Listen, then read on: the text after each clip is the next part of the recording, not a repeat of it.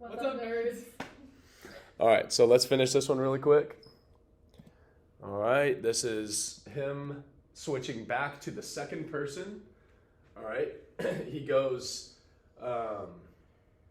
starts calling her wicked girl, and this is the last part. He attacks her.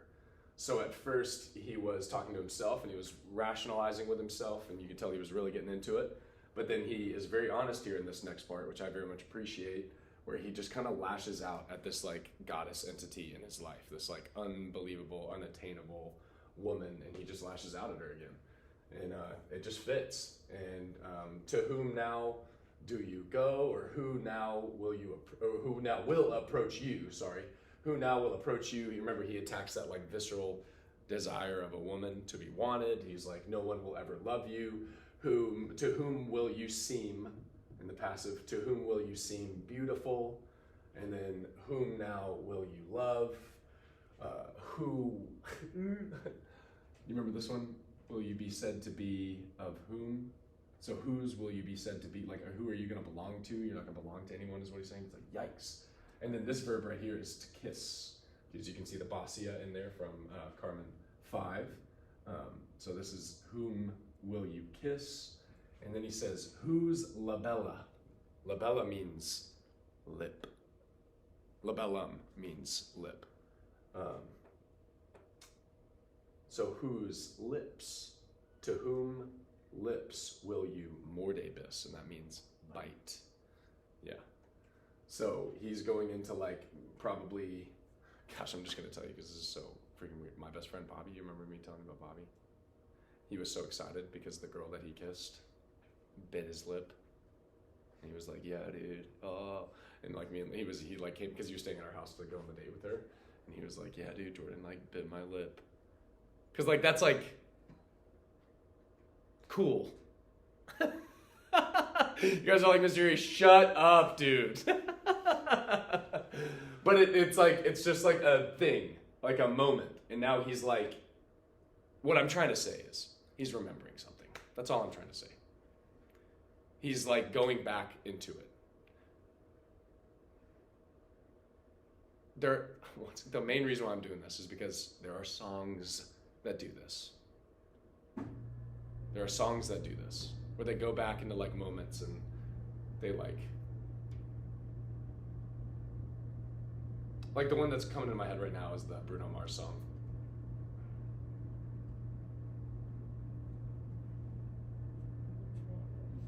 The one where he's like, I should have bought you flowers, should have held your hand, should have gave you all my hours when I had the chance. And then he's talking about her dancing and kissing someone else. So like he's just going back into it, but he's doing it vindictively. The Bruno Mars song is actually really sweet because he's realizing he messed up and he's acknowledging that, and he stops at acknowledging that. And he doesn't attack her. That song would mean nothing if Bruno Mars at the end was like, but you suck anyways. But this is him using those memories of their intimacy to hurt her. Awful. So once again, that's the amazing thing about poetry. The slower you read it, the more time you give yourself to really take the words and connect, the more you can see how much of a picture he's painting of himself here. Because he started off pretty strong, didn't he? And then this Carmen was awesome. But then now at the end, this is where he ends. All right? Until he gets to line 19.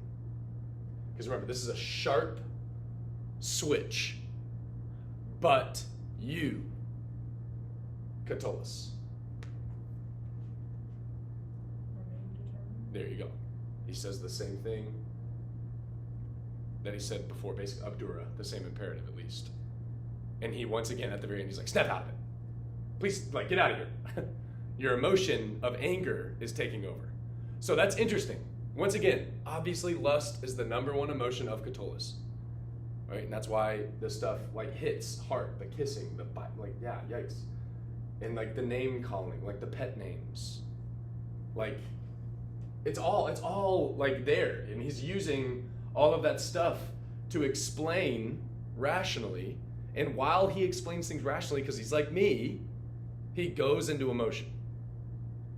And that's him, once again, at the end saying, stop. You're going into another emotion now. It was lust before. And maybe he probably even stopped himself there. And maybe he was going back into it again, thinking about the things that they had done. But you, stop. And then he stopped writing. He had to get out of there. I love it. I love it. Because that's how I imagine. Do you guys see what I mean? I know it's weird to talk about someone else's affair, obviously. But it just tells me a lot, man. It just tells me a lot. So that's how this one ends. And then thankfully we're in Carmen 13, which is like the chillest. Close your eyes, because I forgot to animate it. Close your eyes. Taylor! You should look at my eyes right now. They're absolutely closed. Close your eyes. I gotta animate the thing. I forgot to animate the thing. I'm trying to get another paper out for Carmen 13, Taylor. I'm not listening. Carmen 13. I already made a second Google Doc for it. It's already gotten paper. Oh, we know what's in there. Also already. All right. In there, so we should know that too. Not everyone has to use technology. Well, not everyone has these papers. All right, guys, Carmen 13. All right. Cannabis. Just kidding. It's cannabis. I always have to say it before any of the other students do, because every time I do this one, they're always like, "Oh, cannabis!" I'm like, "Wow, you're so funny!" So I have to do it before them. All right. Okay. Hey, Luke, how you doing, buddy? All right. Cannabis. Are you guys open up to it on your laptops as well? We're just going to do this whole thing right now, because it's really, really cheesy and dumb. All right. Cannabis. Something timed out. You will dine well, mi fabula. My fabulous. Yeah, his name is Fabulous, but yeah, looks like Fabulous. Oh no, my computer's gonna die. Nay. Sorry, Luke. If it dies, is what it is, man. All right, but it can't die because it's all right here, and I need it to be over here. What do? I don't have an extension cord. Do I have an extension cord? We should go look. Like we should go on a touch and find one. You and your flippin' field trips.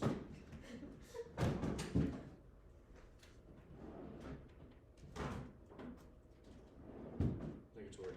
Do not. Well, what to do? What do I do? Do I just scoot it to the side and he just hears my voice instead of reading things? I guess he can follow along. Luke, you're gonna follow along on the PowerPoint, the review PowerPoint. I'll email it to you so that you can follow along. Love you. All right, I'm gonna put it over here. Used to give you all my hours when I had the chance. Take you to every party, 'cause all you wanted to do was dance. Now my baby's dancing, but she's dancing with another man. I'm telling you, dude. That's straight up Gatolis, dude. All right. Do you watch more music videos? So here. You can still kind of see. Yeah, Luke, you're welcome, bro. All right. You will dine well, my fabulous apud me, with me. All right? This is such a chill poem compared to the last one.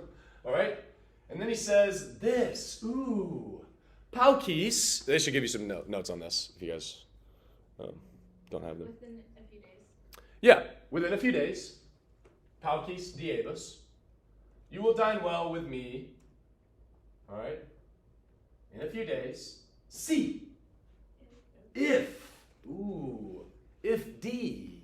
That should be given to you. It's a syncopated form of Dei. So if the gods favor you. This verb takes dative objects, so that's why it's tibi and not te. So if the gods favor you. So, that's just fun. What's he saying? What's he doing? What's he saying? What's he doing? Seriously, what does it sound like in your gut right now? Because it is what it is. You will dine well, my fabulous, near me, in a few days if the gods favor you. Yeah! No joke. That's literally all it is. This is Carmen 13. All right, so this is 5 poems separated from introspective, philosophical, get your life together, Carmen 8. All right? And he is different now, because guess what emotions do? They change. You don't think they will, especially when they are hard, but they do. And here's our boy talking about getting some dinner. All right? But watch what he does. This is even goofier than I'm starting it off to be. All right? If you will dine well, my fabulous, in a few days, if the gods favor you, and if with you, this comes from Pharaoh, Tuli. You can see the Tuleris in there. And it's the subjunctive perfect. If you will bring, because subjunctive is like up in the air. So if the gods favor you, and if you will bring, or if you will have brought, what? Good and great dinner. You're going to eat super well at my house, is literally what apodme means. At my house, if the gods favor you, and if you bring all the food. Love this guy, dude. Love this guy.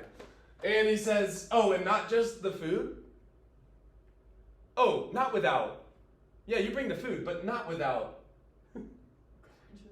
Gorgeous girl. So he's going straight back to what philosophy right now? And we just get to see him embrace who he is at his base level. He is an Epicurean, dude. He was stoic for a minute, but this is who Catullus is. He's here for a good time, not a long time. Okay? Love it, dude. And wine and salt and all the good entertainment of conversation. That's what cockneys means.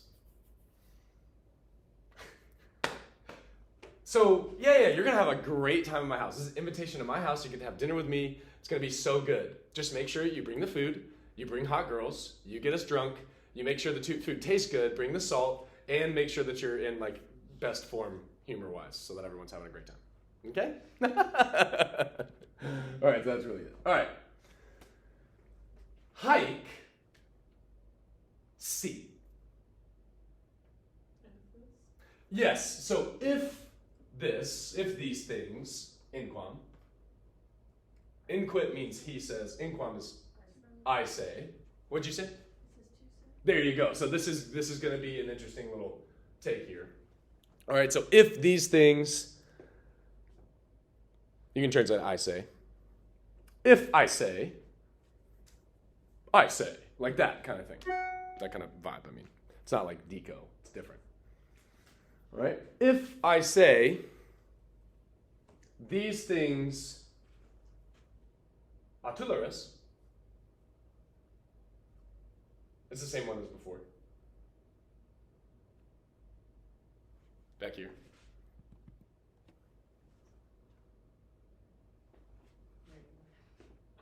Yeah. If you will bring these things. This is not a complicated poem at all. I promise. This is very straightforward face value. This is Catullus. If these things, if I say, you will bring, Winus de noster. And let me go to the next line to help you out for the next one.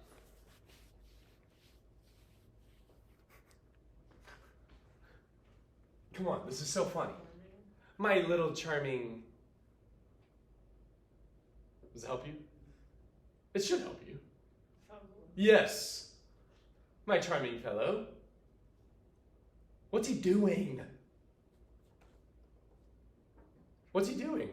Huh?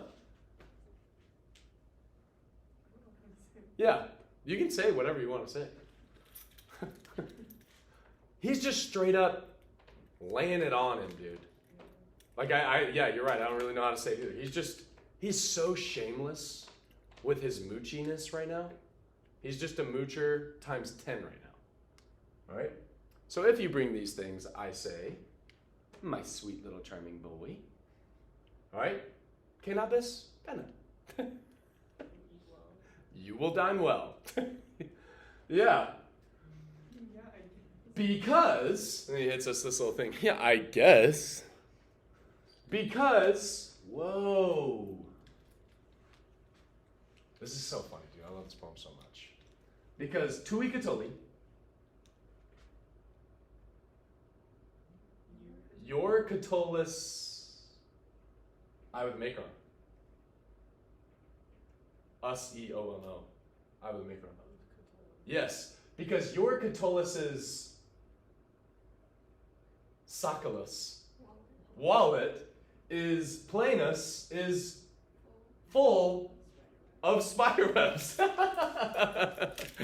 Dude, it's the best, bro. It's the best.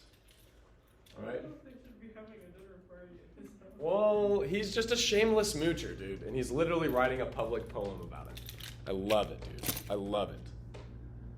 Like, what would be the music equivalent to this song, dude? I don't know. I want to find the connections, dude. I want to know. All right. But contra.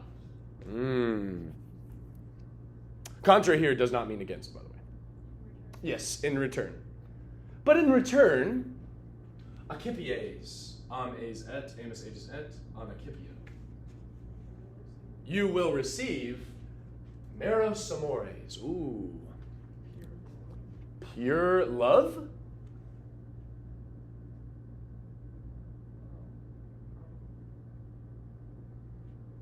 Loves.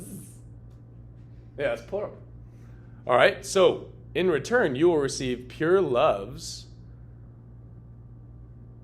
I guess you can just translate singular. Okay, you can. All right. And then siu just means the same thing as like out or something. Siu. Or. And then he hits us with suavius elegantius. Those are two comparative words. So what's going on here? Is that where suave comes from? Suave, yes. So what do you think suave could translate to here? Yes. And then this one means what it looks like. Yeah. And so the way this one kind of translates is, y'all remember how like quid can usually have ollie in front of it? So that's what this is. So you will receive in return, if you bring everything that actually constitutes a dinner, then you'll receive all these abstract, deep. That's what he's doing right here. It's like pure love, or whatever else is more suavius or elegantia. You know what I mean? Like that's what he's like. He's like, you bring everything concrete to the dinner to make it a dinner, and in return, I'll bring everything that's Epicurean.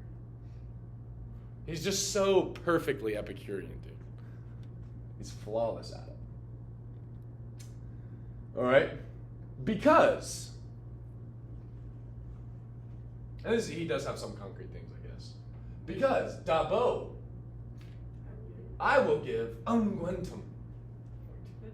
Ointment, which means like, perfume and stuff. But it also in the ancient world, when you welcome somebody in to have dinner with you, because it's at his house, the first thing you do is you wash them. So that's why, of course, what's the famous Jesus story? Oh, good. I wasn't even thinking of that one. But that is super good, right? That's like the essence of hospitality, is to wash somebody's feet for them. But when he walked in, a woman did what? With what? With like pure lard. Like the nicest oil and perfume ever. And then she washed it off with her freaking tears, dude. And her hair. She got face down onto, dude, one of the coolest images ever, dog. And it's not because she's like a psycho. You're supposed to, when you welcome a guest in, you wash them and you anoint them. You bless them with something. And so it's cool. That is what he says he'll do. I will give you ointment. I will be a good host, is what he's saying when he says, I'll be hospitable to you. All right? And then,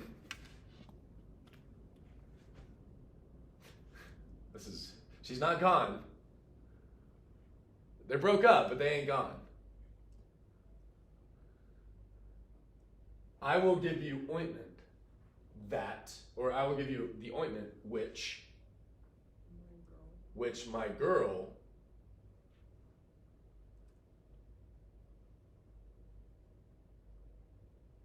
Remember, the order is wonky. But what do you guys see here? Win a race? Who's that? Capital V.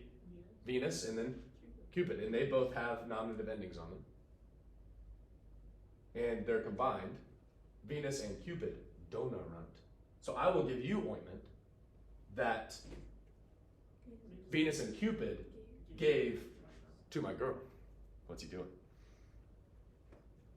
It's everybody's favorite Christmas time move, dude. He's re-gifting. Oh, it's goofy, but have y'all never done that before? Are y'all too pure to do that? Are y'all too amazing and sweet and kind and beautiful to do that? Yeah, I've re-gifted before. All right. But yeah. Well, come on. What's the poetry of this? Come on, it's so sick. What's he still doing in the midst of this very Epicurean, I'm just trying to have a good time again, get drunk, have a laugh, eat good food? Bro. Who gave her that ointment? Like, you gotta take what he's saying. Why did he use these words? Who gave her that? God gave her that ointment. Which means this ointment smells really good. When we do the Aeneid, dude. When we do the Aeneid, there's this part where Dido is like taken over by Cupid and Venus, and we'll talk about why later. Dude, I'm so excited. But he doesn't always shoot an arrow. Just want you guys to know that.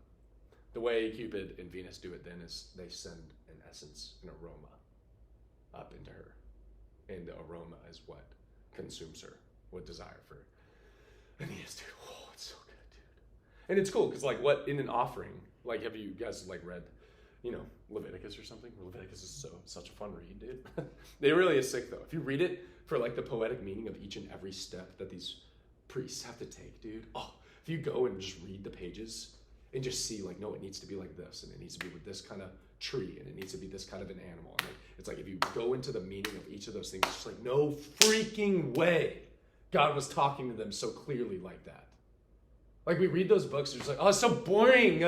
But it's like the whole world was trying to find the right way to connect with God. The whole world all the time. That's why I was going so hard on the Eleusinian mystery part of that. It's like it was the only one that for so long had lasted and the rituals had connected to something. And it was rooted in the idea of death brings life. Death brings life. Death brings, and it's the only one that lasted that long. Everyone else was changing their style, worshiping this God instead of that God now, and like, oh, we need this guy. And like everyone's just in confusion, mass hysteria, confused. How do we talk to God? How do we know him? How do we know that what we're doing is right? Why is he angry? We don't know. We just got to give him. I don't know. I'm so scared. Literally for thousands and thousands of years. And then one day God said, okay, I'm going to choose a people. I'm going to show them exactly what to do. And that's Leviticus. And every single word of Leviticus and all the other law books is him saying, this resembles this. And this resembles this. Every single thing in Leviticus is a piece of poetry. Every single thing. It's crazy, dog. It's so crazy. Remember I talked about pomegranate? Dude, he told him to put pomegranates all over the temple, dude. I want pomegranates on my temple. What? Why? Why, God? Because pomegranates show something about me. It's so sick, dude. There's this book called God of All Things. It's so cool, man. The very first chapter is about dust and how you get to know God through dust. And then one of them is about pigs. You get to know God through pigs and tools, like farming tools. Every single thing, everywhere, all the time, is talking to you about God. And that's why I was talking about that thing today in mythology class. It's just like, y'all are so consumed all the time with things that want your attention. And they're trying to pull you this way and that way. But like every single thing you see, it doesn't matter what it is. It could be the most pornographic, disgusting, like violent, like make you like want to like, crawl out of your skin. God's trying to talk to you. And that's not a lie. That's true. And that's so psycho. I'm going off the rails right now. But isn't that crazy? Y'all probably don't believe me. But I'm being so serious. Every single thing you can ever see and experience with all of your senses is God talking to you. Now, I'm not pantheistic. I'm not saying like the chair is God. I'm not like saying trees are God or anything. I'm trying to say he's given you poetry everywhere all the time. And it's so freaking tight. And we have, unfortunately, in the last 250 years, we've said, nah, nothing has a deeper meaning than that. And if you do that, you're wasting your time. It's like, dude, we got to come back. We got to come back. We got to go back, dude. We got to go back. What's that from? Back to the Future? Probably. We got to go back. Because, like, even this stuff like this, it's like he started to just be like, yeah, I'll be a good host. I'll bring you perfume. Perfume from Lesbia. Just like, dude, just everything. Just draws you back in, dude. Have y'all seen those, like, dumb videos of, like, oh, I should call him? Like, something, like, happens, and they're like, oh, I should call. It's like, dude, just the reminding nature of everything, dude. Oh, and it's desire, dude. You're made for it, bro. Poetry's the best. All right.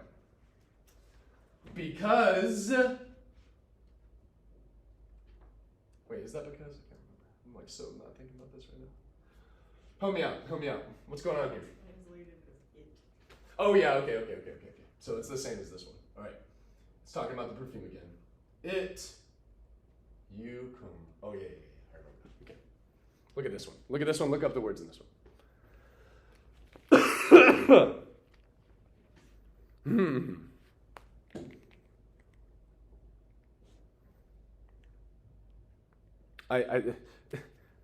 He was in it for a second. I just love it. He just went so deep.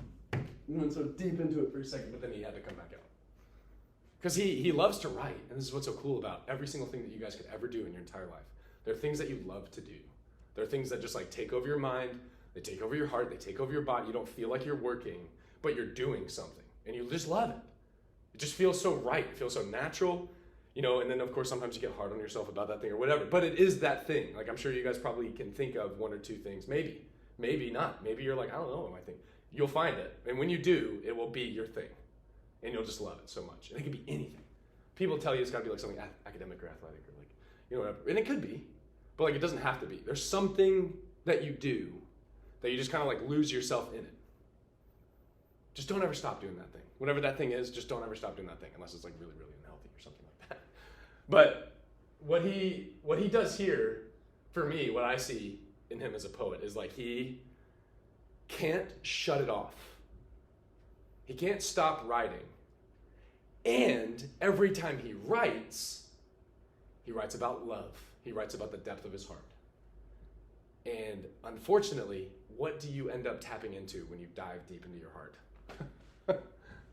Which is super unfortunate, because diving in your heart is super fun, so fun, it's the best. It's the God within, that's your heart. It rules, you know, it like tells you everything. But what do you eventually run into when you dive deep into your heart? I wonder what y'all respond to when you say that, or hear that. Well, that is the desire. Diving, I would argue, is desire, but it's interesting. That's interesting, because I think you're right, actually. What do you end up hitting? Desire, what would you say? I'm being so annoying right now. You keep doing this, you live this life of like following your desire. What were you going to say?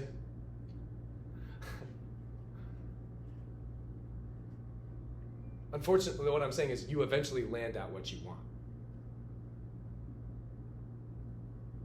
You follow all desires, which are all amazing, and you follow, you will eventually realize, oh shoot, that's what I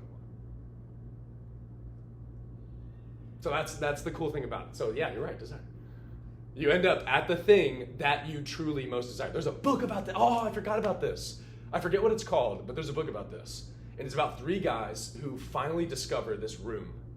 And it's been like rumored about, it's like this mythological room or whatever. And if you go inside, there's a box in it. And if you go and you like open the box, or I think maybe it's just you even go into the room. Inside the room will be the thing that you truly desire. And you hear that and you're just like, oh, sick. I'm going to go in, like, there's going to be like X, fill in the blank. But then all of a sudden they sit and they're like there. They're outside the box, or outside the room. And I really wish I could remember what it's called. But they, yeah,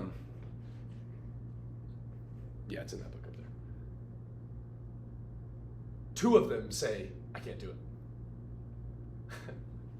Because what if you go in and you really find what it is that you have been desiring?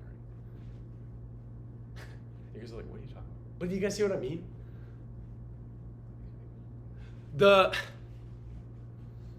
Yeah, it's a scary book. It's a weird book. It's not supposed to make you feel comfortable. It's like, what do you mean? I know what I truly desire. It's like, do you?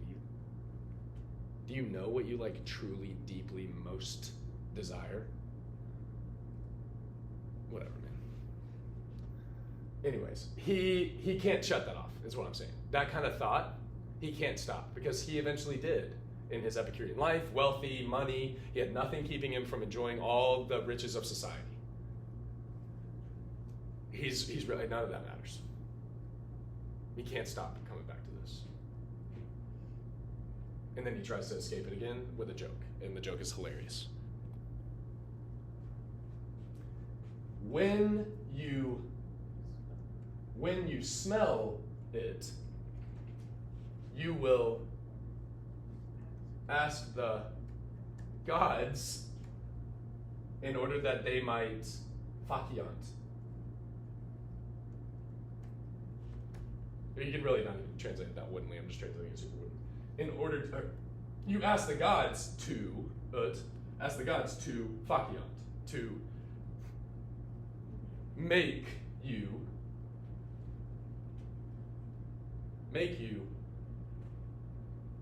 fatherless into a whole nose. So it's so funny, and I've taught this poem many, many times, but I think in my stage of life right now, I'm just really starting to see that line, those two lines before the end. We're just like, he wants all that stuff. He wants the wine, he wants the spices, he wants the good girls, he wants the really pleasant company, high-level company and pleasures. He wants all of that. And he's like, you bring all of that. In that service level, you really can't just read the poem and be like, oh, and I'll just give you this like perfume that's just going to blow your mind. So like, obviously it's equal. You bring literally everything that's needed for, the concrete nature of the dinner. I'll bring the depth of abstract, amazing beauty and love and everything, because that's who I am. I'm the Epicurean. I feel like he's making fun of himself. I really do, still in this one. And then I feel like he's pointing out once again, he's like, this perfume that I still have of hers, that she left at my house after one of our nights, is the most treasured thing ever. And in his mind, the way he's writing this poem is like, it truly is. Once you smell it, if you could smell it like I could smell it, it's kind of how I feel him. It's like, if you realize what it reminded me of. Because do you guys know that smell and memory are like the two most linked things ever? Once again, dude, all your senses, bro. Every single sense you have is a communication, dude. It's so tough. That's where I think Epicureanism like has its place. There's such a depth of experience that we're allowed to go into, knowing that he's with us. The time I realized that, the bell's about to ring. The time I realized that the most, dude, I was at a concert with my friend Bobby, and the same friend. We're just the best friends. He's my best friend. And I wasn't even like really close to God at the time. Everybody goes through periods of that where they like feel like really, really close to God, And then all of a sudden you're just like, I don't even know if God's like real. Like you're like, how could I have been like so close to God in the summer, and like now look at my life, like God's not real, like he doesn't love me. Like it's just so crazy how your head can go all over the place, because that's your heart. It's not your head, it's your heart. But anyways, I know I gotta go to class, but I was in this concert, dude. This is also why the whole thing happened with the woe video, or the woe side. It's just like, this is so real, dude. Where there are like things that you can experience and see that have nothing to do with God. Nothing at all. And then all of a sudden you're just there. And he's right there. And I was like at this concert, and it was like a band called New Madrid. They're like really small. And they're just playing like this really slow song. And it was just like, and then all of a sudden I just like, poof. I was just like, I literally probably looked like I was in like a worship service. I was like this. I was like, and then I had like no explanation to it or anything. I knew. I was like, dude, God's so happy right now. Like with me right now. I was just at this random concert in downtown Atlanta. I don't know, man. It just has its place. The pleasure, feeling the Lord's Yeah, dude, it was crazy, man. Because I feel like a lot of people, they feel like, oh, pleasure is going to, make you sin. It's like, true, it will lead you there. But it'll also, if you let it, if you give it to him, it's like, dude, you gave me this. Yeah, you gave me the ability to delight in that at all. Like, I'm not a bad person for feeling that draw to that thing. It's like, how do I give that to you? And it's how like, you handle it. Yeah, because usually what happens is like, oh, I got to cut it off black and white, and then you see it by, yeah, okay. But then you see it and you're like black and white. And he's like, oh, I can't ever do that again. And he's like, now you don't see me. And I made that. Yeah. I've been learning, I've Yeah. actually been like learning that recently